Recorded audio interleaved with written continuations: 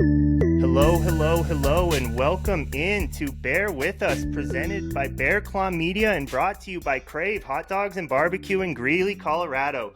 Offering specialty all-beef hot dogs, savory barbecue and sides, plus self-pour beer wall. Perfect setting for family outings or a night with friends. Stop by and hashtag Beat the Craving today. And this is a very special episode of Bear With Us. We have an actual Bear With Us here today. The most tenured member of the UNC men's basketball team, Zach Bloch. Zach, how you doing, man? Doing awesome, man. Thanks for having me on. Actually, those hot dogs, what's crazy is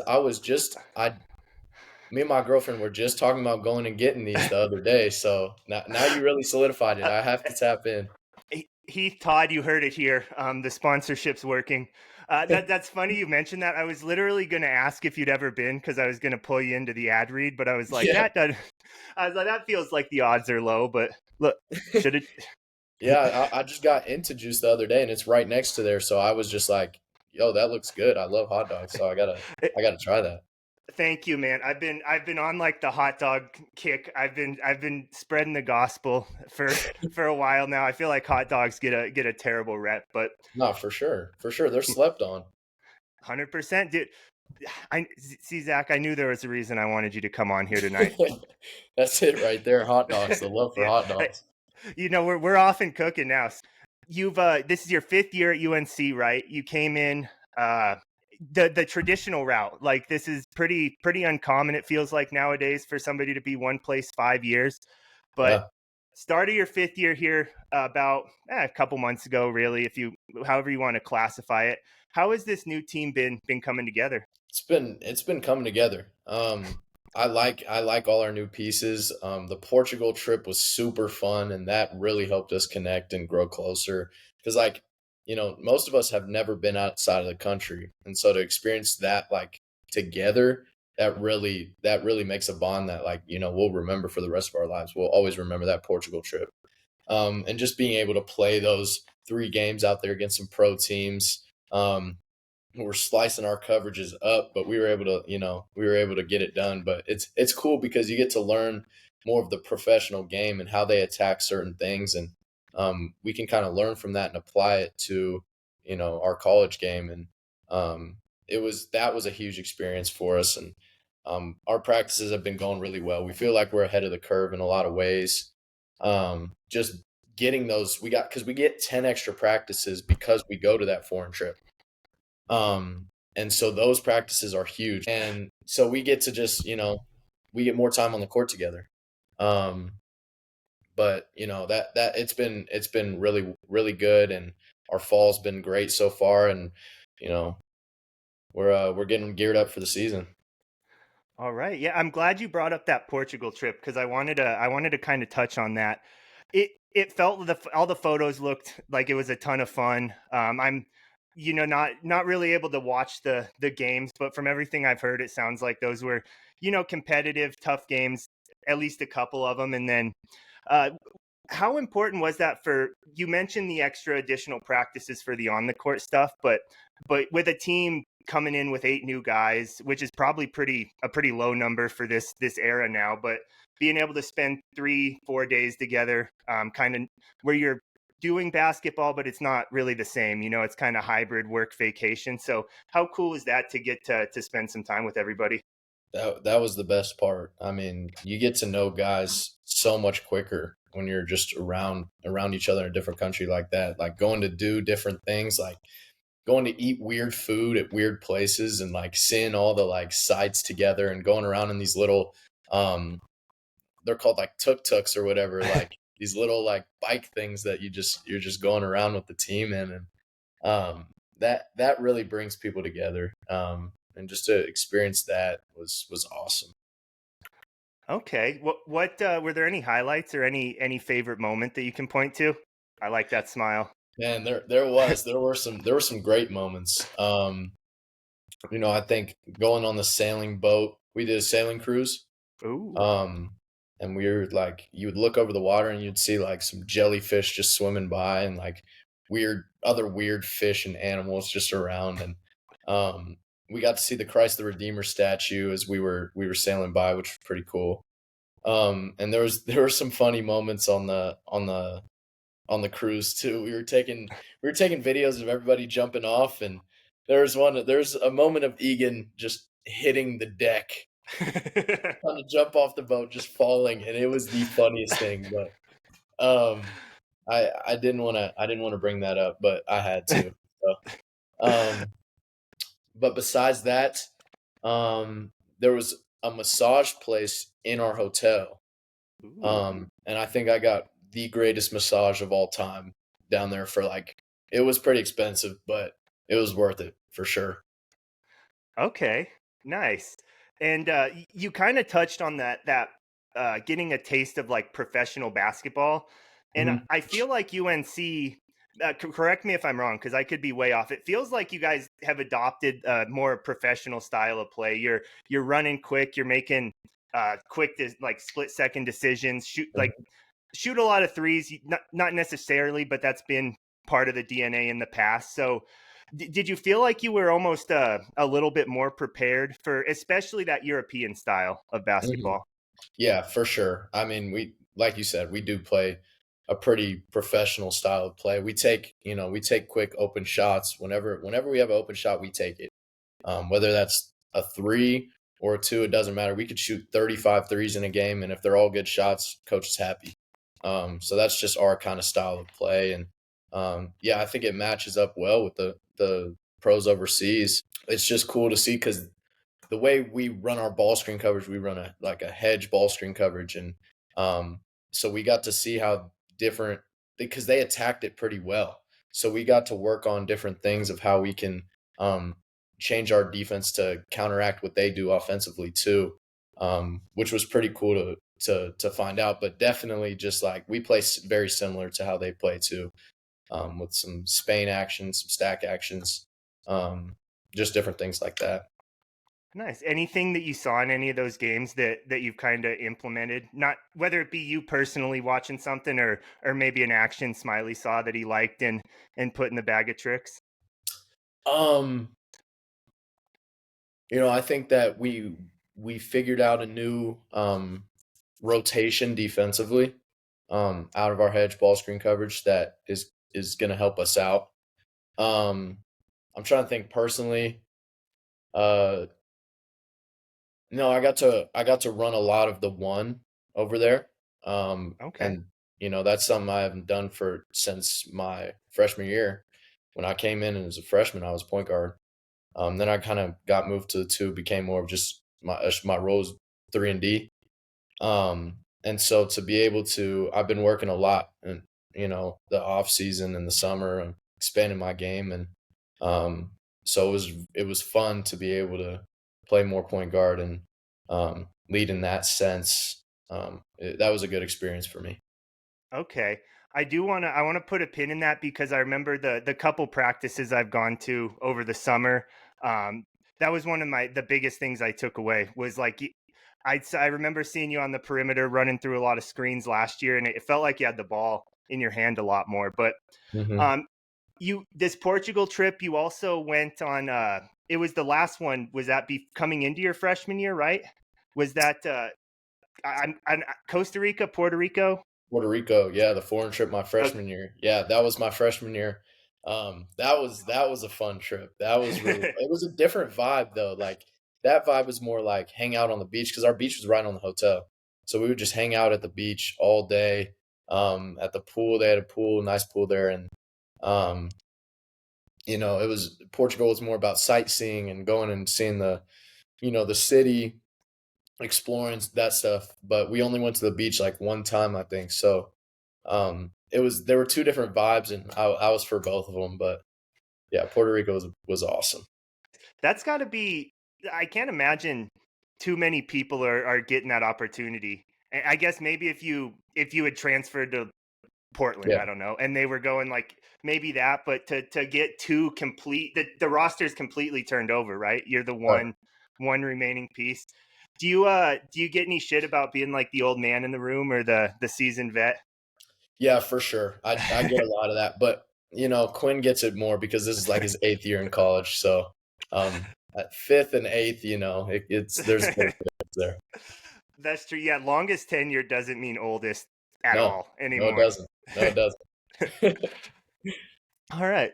Awesome. Well, so how going kind of back to what you've seen so far this year, what do you think what makes this team a little bit different than last year that you've noticed?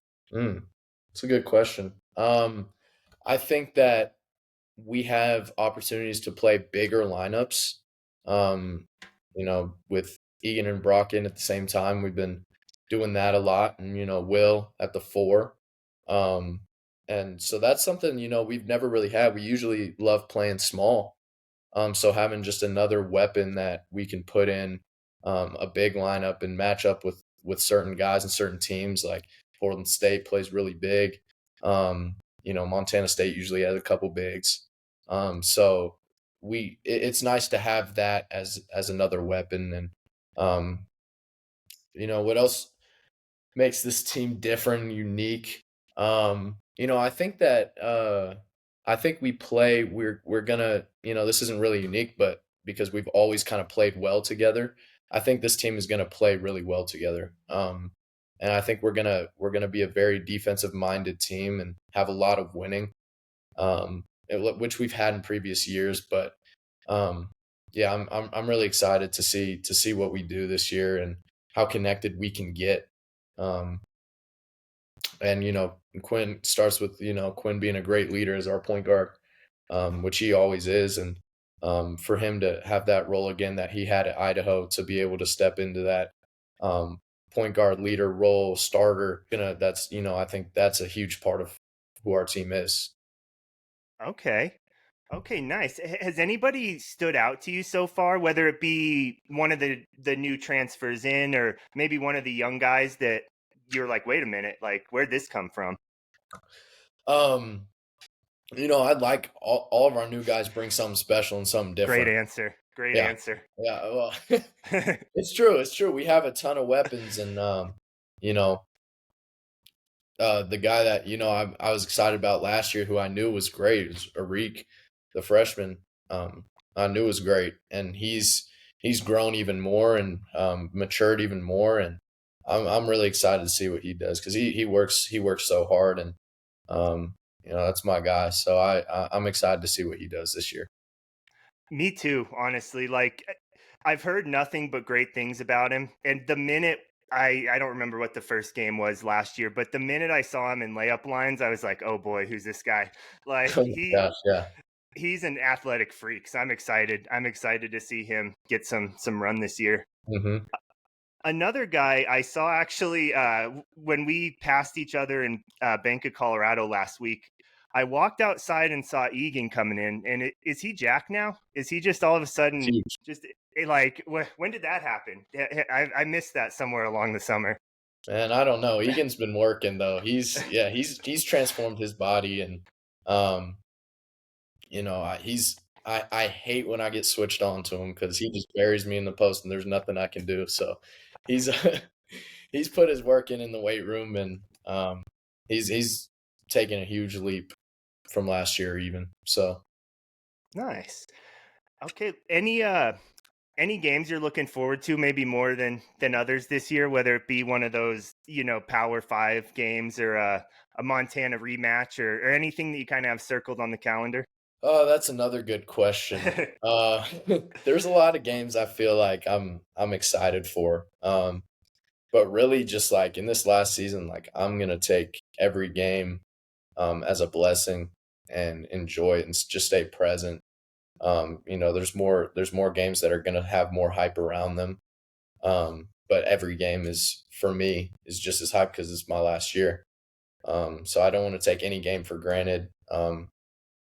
Whether we're playing a D2 or a high major Power Five, like it doesn't matter to me. I'm gonna take every game as its own. So Okay, nice. And you mentioned kind of expanding on your game this year. Sounds like you're still probably going to be primarily at the two or maybe even three in some of the multi guard lineups. But you really, it felt like you were much more aggressive in what I've seen so far. Really kind of taking the ball to the hole. There was like a really sick spin move driving layup that you had that I saw that I have told every single person I've talked to about.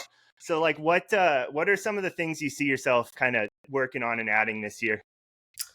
I think I spent a lot of time with Coach Campbell in the gym, just working on different finishes, and um, you know, a lot of it. I feel like I've been capable of doing a lot of things. I think it comes with getting more comfortable, um, and growing in myself and my confidence, and um, I think a lot of it is a mental battle, as well as on the court what I'm putting the most time and working on. So we've worked on a lot of playing off two, getting in the paint, pivots, and just step through finishing, just stuff like that.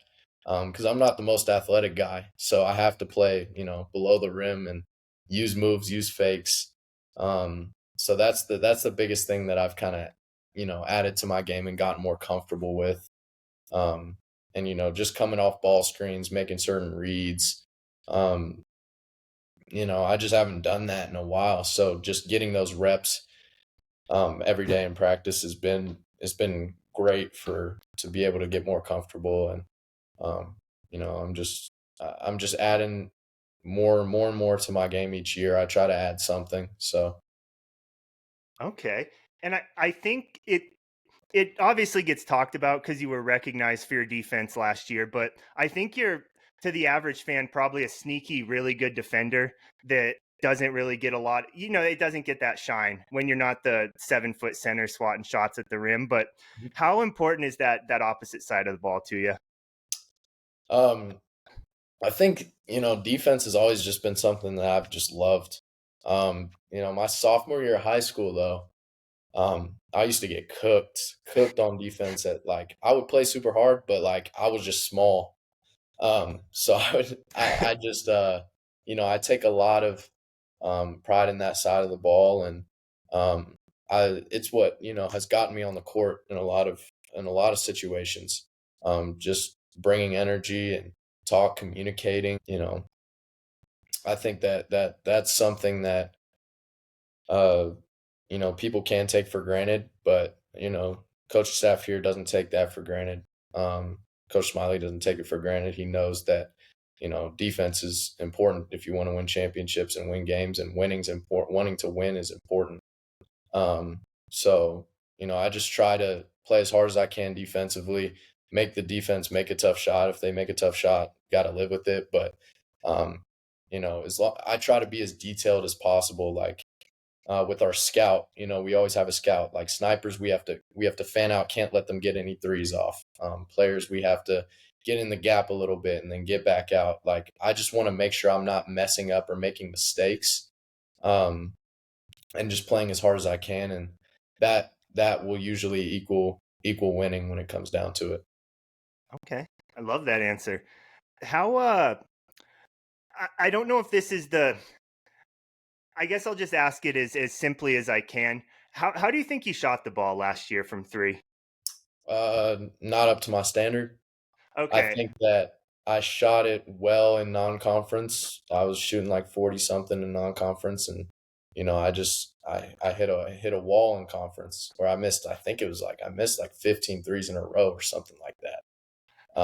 Which I haven't done like in my life. So, I learned a lot from that experience, and uh I try to have I try to have joy in any situation. Um Especially because basketball is not my identity. It's what I do, but it's not who I am. And so I tried to, it was tough. It challenged that a lot. It challenged that a lot because everybody's like, Zach, can you make a three? Like, and I'm saying that to myself. I'm like, what is going on? Um, but sometimes that happens. That's the game of basketball, and I all I could do is control what I could control, keep shooting when I'm open, make sure they're good shots. Um, And, I think it's important to have other things in your game offensively when shots aren't falling. What else can you get to? How else can you impact the game on that end of the floor? So I think that was why I worked so hard this summer in the spring to build more on my game so that if threes aren't falling, how else can I still impact the game? And I think that I did in certain ways offensively, where whether it was passing it and chasing it and creating advantages for other players to get downhill, and also like teams that had to still respect my three. So there was space on the floor for other guys like Langston and Jaron and Zay to get downhill. Um, so I don't think that I was completely useless when I wasn't making shots on the offensive end. Um, but I do think it's important to, add those other pieces to your game. And, I didn't shoot it great, but, uh, I believe I'm going to shoot it a lot better this year. That's a fascinating response because the main reason I kind of bring that up is it felt like all of last year, doing radio and stuff, I was just like, Zach is due for like a game where he just knocks down 8 threes or something. And we just didn't quite have it. And it felt like it was kind of a disappointing shooting season for you. And then Mhm. looking at it, you were still at 37%, which is I think we're a little bit spoiled. You've spoiled us from beyond the arc in your first Yeah, few I mean, seasons. I think it was hard too because the year before I shot 49% in conference. So I'm making one after I'm missing one. And I just didn't feel that. I thought, and then I shot it great in non-conference, and then we just get into conference and I just couldn't buy one. So that was hard on me mentally, but my coaches told me like, you know, there was a game, it was against Ewash. Like for the game, I'd kind of gotten so frustrated that I was like, okay, I'm gonna block out everything and I'm just gonna like laser focus and like just be locked in. I'm not gonna smile, I'm not gonna do anything. I'm just gonna be locked in. And that's not how I play basketball. So, my coaches told me don't lose your joy. You missed a couple shots, we're still winning games. Yeah, we dropped one at Idaho on some lucky shot from half court. Um, but you can't you still matter, you still impact the game in different ways, and so you can't allow that to be your whole identity. You can't allow that to steal your joy and take away from the stuff that you still do really well. So my shout out to my coaches for that, and just keeping me confident. Coach Smiley even pulled up in a film session, he pulls up Jonah Radabaugh. He missed like 17 straight threes, something crazy like that. And he pulled that up just so like I could see that like, this is one of the greatest players at UNC. He went through the same thing. Um, and now he's a pro overseas making, great money, living his life. So he kind of pulled that up for me to not, lose my confidence to just keep shooting the ball. I think that's like a great example of something I wanted to ask. Like, what makes UNC basketball special? Because it seems like, UNC doesn't have the most resources. You're kind of in a weird spot where every road trip's a little bit further than maybe if you're in Idaho. But everybody seems to, not everybody, but the vast majority of people seem very happy here. Like players seem to enjoy it. Coaches seem to love it. What kind is the secret sauce? I think, you know, I think it's the bond that we create every single year. I think the coaches, they care about you as people. Um, and that's something that you don't have a lot of times. Like coaches just care about winning, but these coaches care about you off the floor. And Coach Smiley does a great job of making sure that he's telling the truth to everybody. I think that when you have a coach that is not telling the truth, it can cause issues. And um, you know, he's very upfront about like, you need to do this and this if you want to play. Um, and we like this and this, but you need to fix this. Like he's very good at telling people that and being honest about that. Which I think it's rare for programs to have. Um, and with me, he told me the same thing. Like, he my freshman year I played, I didn't shoot the ball well at all. I, and he let me know that. He was like, you got to stop taking these bad shots, because I was taking mid ranges, pull ups, like, and then my 3-point shot, I didn't shoot that many attempts, but it wasn't falling. And he was honest with me about the things that I need to get better at, which I appreciated.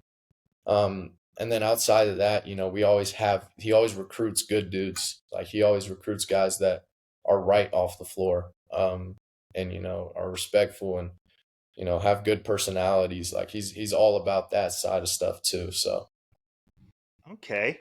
That's awesome. I love to hear that. And you again kind of touched, you're doing a great job leading me through this interview, so I really appreciate that. You touched on that freshman year you come in, I don't know if you play every game, but you play a ton that first year and then redshirt your sophomore year, correct? hmm How I've always that's always just kind of been fascinating to me because it doesn't fit the standard timeline. Was there an injury? Was it just the roster configuration that year? What how'd that come to be? no, so I think that I I hadn't really shown up in any games my freshman year. Um, I didn't really, I made some winning plays defensively, but like offensively, I shot like 20% from the field, something like that. Um, and we had a scrimmage at Wyoming my sophomore year. I was probably at that point in time like gonna be the like six man off the bench. Had a good role, and I just played terrible. Like I couldn't make a shot. I was like 0 for 10 from three, like, a couple turnovers. I just didn't play well. And we had really good freshmen coming in, with Langston and Caleb Shaw, and that scrimmage hurt a lot. And Smiley decided, I'm going to go with these guys. Um, and at the same point in time, like, we have Matt and Dalen are going to play all the minutes anyways. And so like, we're going to give these freshman guys a chance, and that's what he decided to do. And for me it was hard at first. Like I was angry about it. But looking back on it, that was a blessing. That was the best thing that could have ever happened. Because I learned so much about myself. Um, and I learned that, I because at that point I was like, I just want to like be done with basketball. I want to transfer. Like I was thinking that negatively about it. Um, and I decided to stick that out.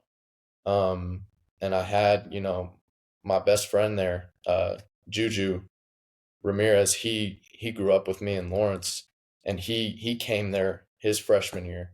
So I had him as kind of somebody that, was there with me.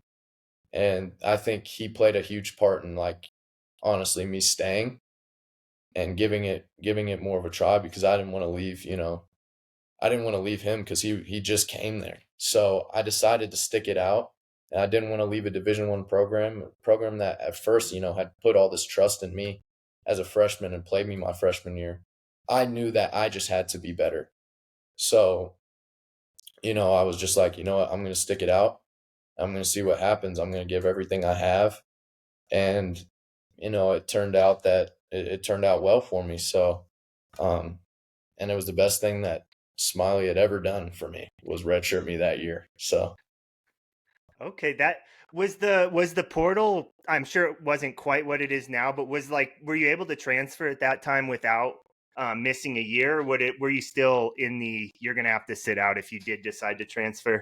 I wouldn't have had to sit out. No. Oh, okay. So how long did that process take, where you went from being like mad about it to kind of realizing like, okay, you know what, like I have to be better. Like he's right. Man, it took me a while. It took me a while. Like I was struggling during that time, because at that time, basketball was everything to me. That was all I had. And I think it took till, kind of the spring, um, summer-ish, when, I finally found my faith in Jesus. And I think that changed everything for me. I think that, instead my worth wasn't in, it wasn't in my performance anymore. It was in who he says I am. And I think that gave me a new confidence and a new perspective, because I was always playing for people's approval. And, after I learned about that, then I was able to play free, knowing that like it doesn't matter what anybody else thinks about me. You know what I'm saying? So I think that was when also I was able to like let go of that anger and forgive and move on and, control what I could control at that point, and which was at the end of the day, I didn't deserve to play or I would have played. So that was something that I um kind of opened my mind and my eyes to what I can do and how I can be better.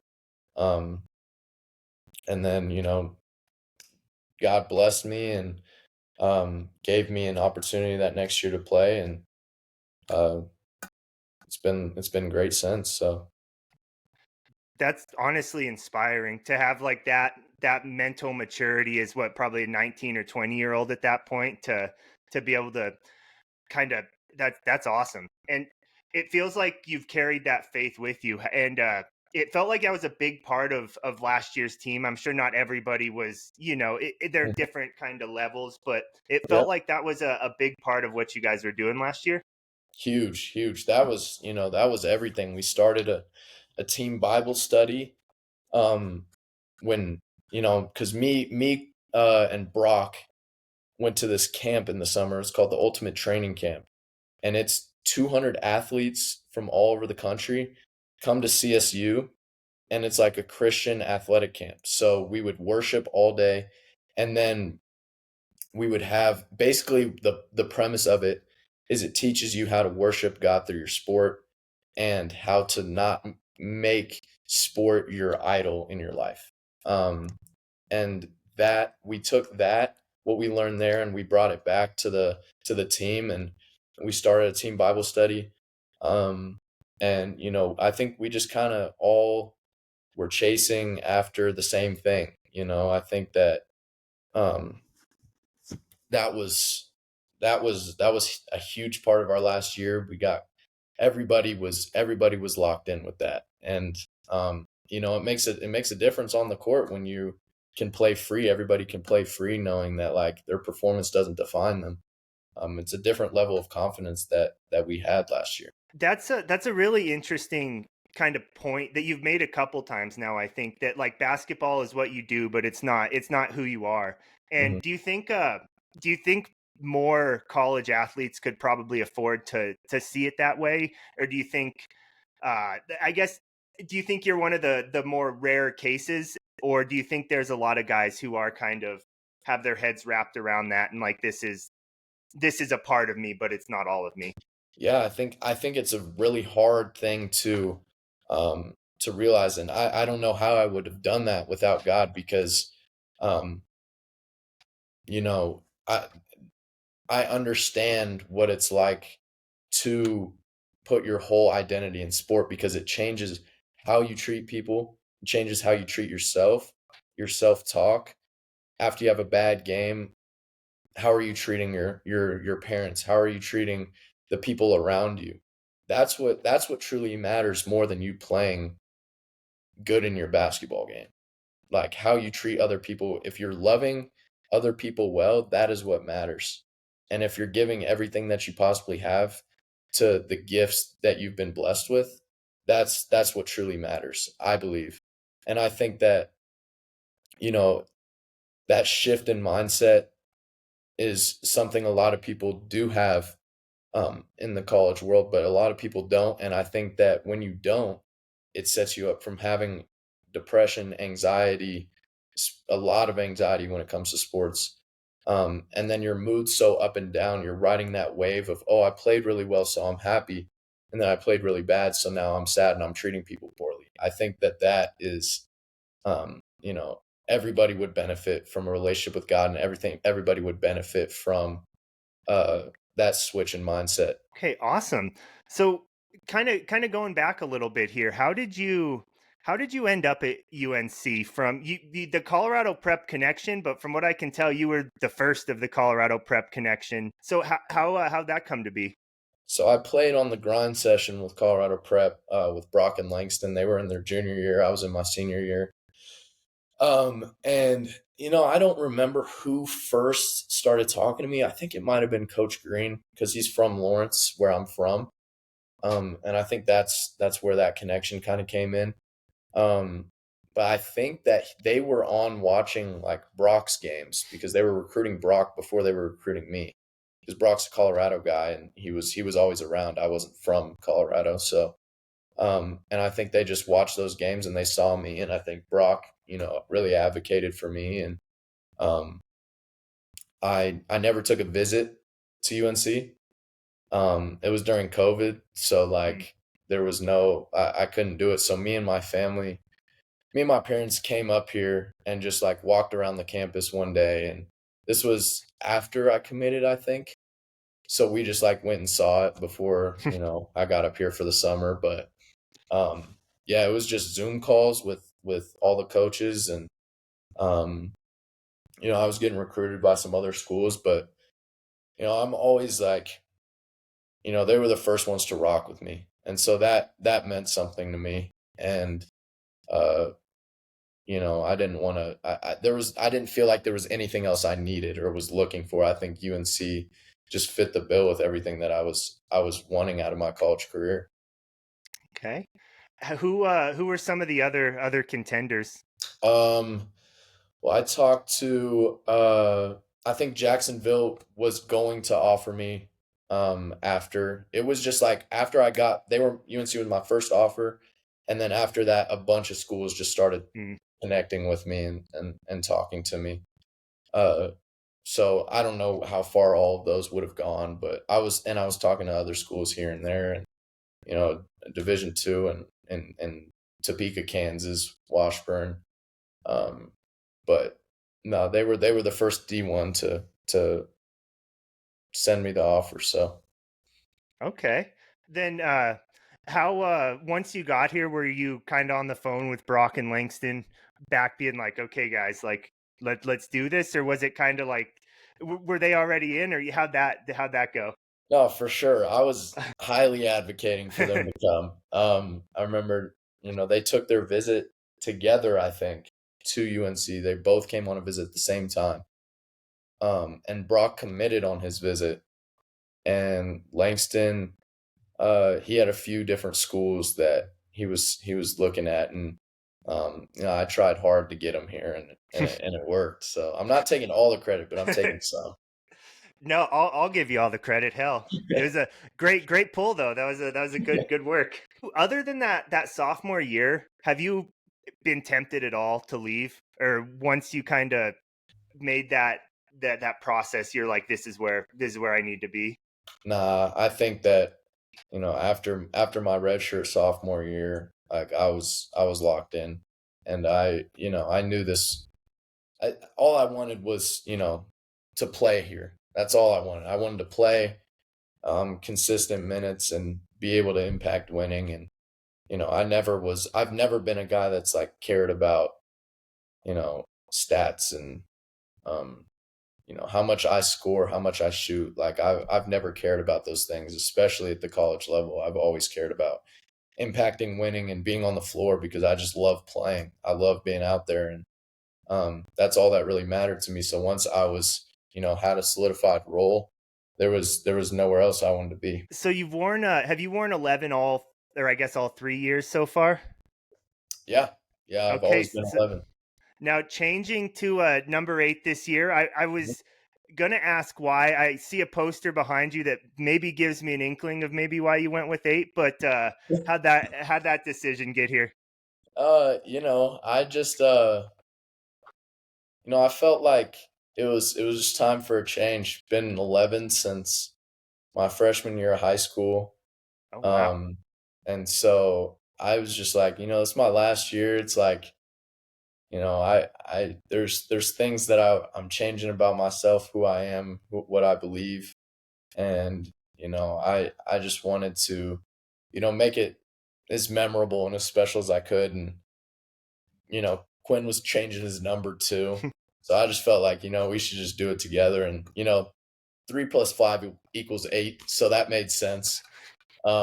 His 35 and my 8 go together. DG Coach Green made that joke to us the other day. So, um, but no, I don't know. I just felt like it was time to make a change, and I just thought it was cool. And yeah, Kobe, big inspiration in me growing up in basketball. So, um, yeah, I don't know what the actual number is, but I've heard Smiley throw this around a couple times. Your freshman year, that team won 22 games. Junior year, 19, and then last year 25.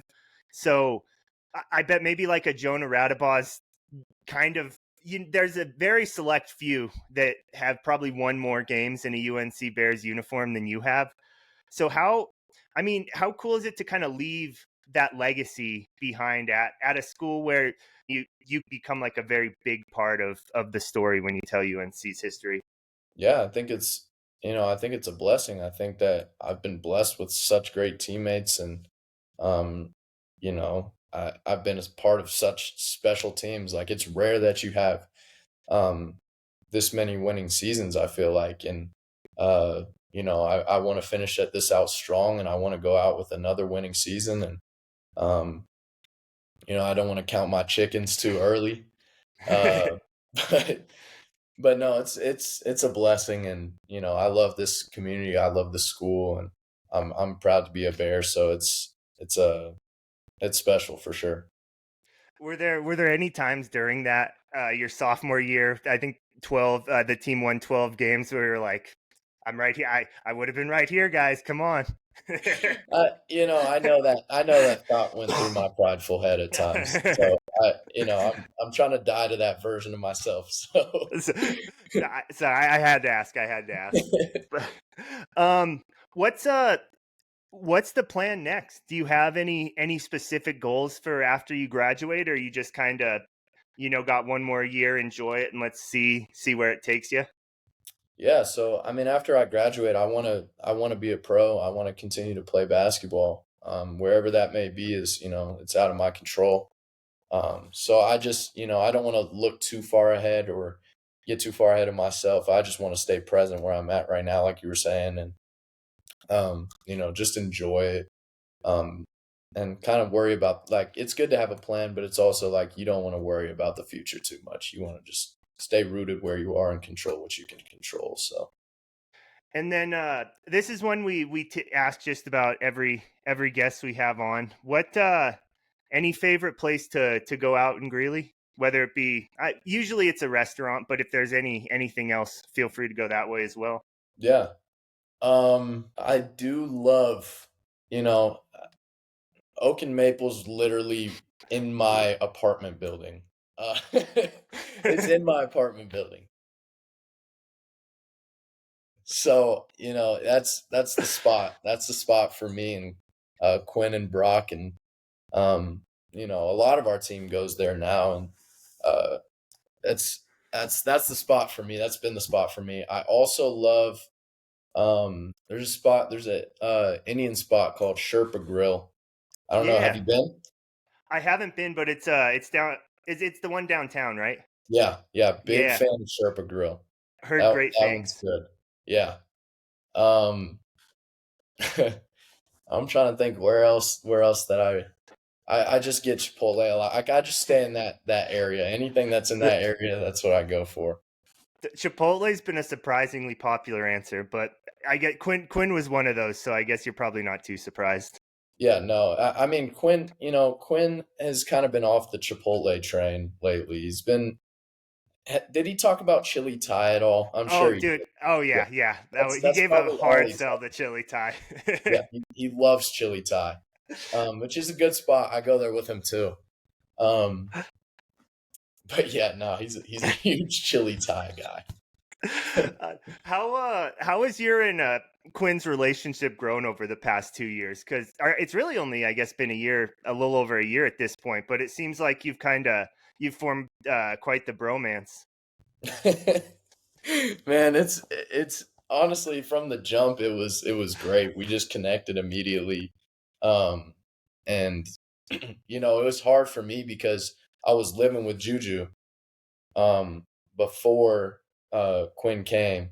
And so I was like, dang, like I'm losing like my best friend. Like he's going to the Northeast to play out there. And Quinn came in and immediately like I got another best friend. So it was awesome, and it's been awesome, and it's been growing, and we just push each other. We push each other a lot in practice and off the floor to just be better. And we're both chasing God together too, which is awesome to have that relationship, because in a walk like that it's super important to have fellowship and have people around you that have the same values and views as you do. um and we it's just been growing ever since, but you got a little soft since you got a girlfriend. So um you know I, I also got a girlfriend, so I can't really say that, but it's all right. Well, Zach, dude, you've been awesome. Thank you once again. Is there, before we get out of here, anything you want to plug? Anything you got going on? Be as selfish as you can here. This is your time to shine. Oh man, I don't have anything selfishly. I don't have anything. I just appreciate you having me on, and it was fun. And just let me know whenever you want me to come back. I'm here. Dude, don't say that, man. That's a slippery slope. But no, Okay. seriously, appreciate the hell out of you, Zach. This was great. And best of luck this season, man. Thank you, man. I appreciate you. All right. And to everybody out there, as always, if you like what we're doing, please, please, please like, subscribe, review. Tell your mom to like, subscribe, review. And if you don't like what we're doing, Ben's DMs are always open. He's not on this episode, but the Bear Claw Media Complaints Department is 24/7, and he's got his dukes up already. So have a good one.